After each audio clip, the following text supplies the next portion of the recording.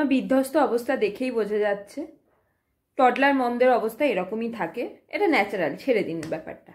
আজকে কি হয়েছে শুনুন। আজকে একটা কলা এনে ছেলে আমাকে ধরিয়েছে।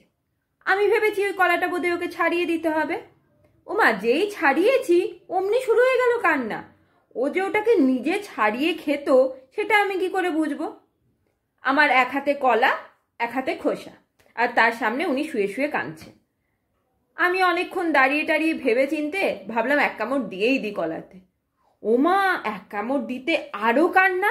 তখন এমন কাঁদছে আমার নিজেরই মনে হচ্ছে আমি কলাটা পেটে হাত ঢুকিয়ে বার করে দিই। এ তো গেল কলা কাণ্ড।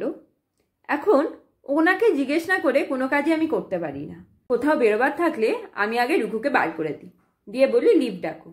কোনোদিন যদি আমি আগে গিয়ে লিফটের বাটনটা প্রেস করে দিলাম, বাস হয়ে গেল, বেরোনো গল্প হয়ে গেল পুরো। সকালে ব্রাশ করাবার সময় আগে আমি ওনাকে জিজ্ঞেস করি যে ব্রাশে কি আমি পেস্ট লাগিয়ে দেবো না তুমি লাগাবে। তাড়াহুড়োতে কোনো দিন আমি পেস্ট লাগিয়ে দিলে গল্প, সকাল সকাল গল্প। এটুকু একটা ছানার পারমিশন নিয়ে এখন আমাকে সব কাজ করতে হয়, না করলেই বাস হয়ে গেল। হাসি মুখ দেখে ভুলবেন না।